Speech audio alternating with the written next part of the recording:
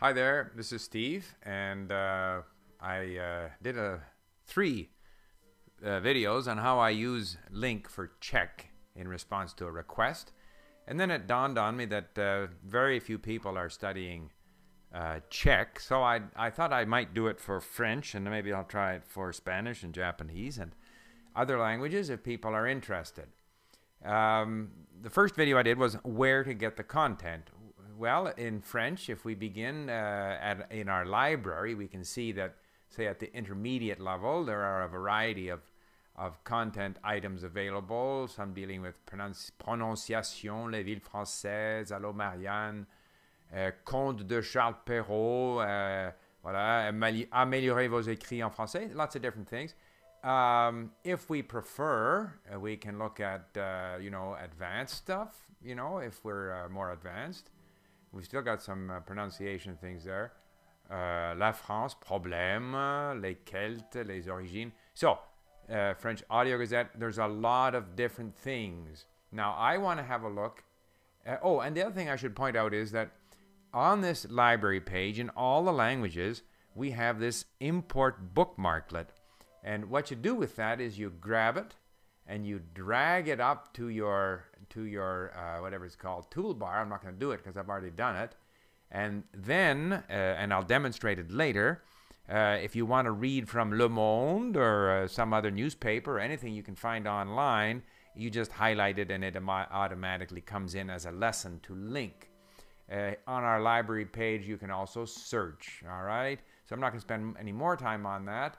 Let us look at a lesson which I set aside, which I think is a very interesting lesson because it's a conversation between one of our learners, Serge, who's in France, and another one of our learners, Marguerite, who is in Montreal. And they deliberately set this up because it's an opportunity to hear both French accent and a Québécois or Canadian accent. So we'll play a little bit of the sound here. Salut Marguerite. Bonjour Serge. Est-ce que tu sais pourquoi je t'appelle? Oui, je sais pourquoi tu m'appelles. Ah. Donc c'est pas une surprise. Okay, so it's a very casual, pleasant discussion. Quite a collection that they're putting together. And it's an example of the kind of content that we have at Link. And I'm going to go back into this text later on and explain to you how I would use this text, how I would study from it. But I did want to show you how the bookmarklet works. Now, I happen to have the bookmarklet, it's kind of off the screen here, already on my computer. So I'm going to go to Le Monde, which I have in another tab here, and open up an article in Le Monde. And here we go, and it's about Muslims in France. And we grab however much of it we want, and highlight it. And then I just click on my bookmarklet. And here we go. And sometimes, because we had a problem that the bookmarklet was recognizing other characters and putting it into English instead of French or Russian or whatever, you confirm that it in fact is French. You click import, and this will now open up as a new lesson. Now, you can also import, here it is, we have the same article already in, ready to go.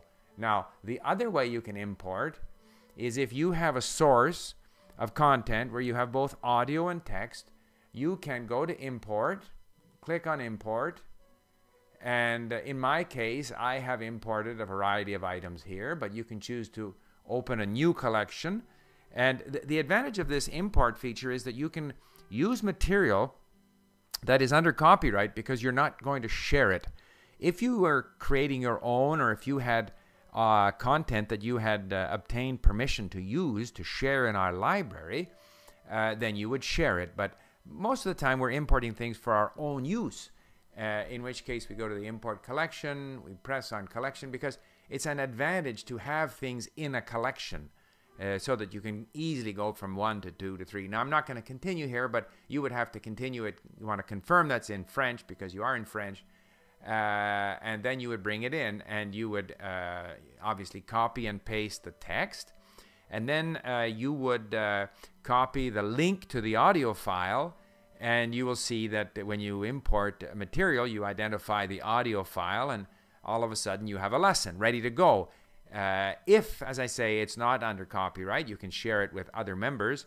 On the other hand, if it is copyrighted, then all you can do with it is study it yourself. So I think that's enough insofar as you know, how to deal with content. And in the next session, I will start studying a couple of these lessons and show you how I would do that. So thank you for listening, and we're on to the next.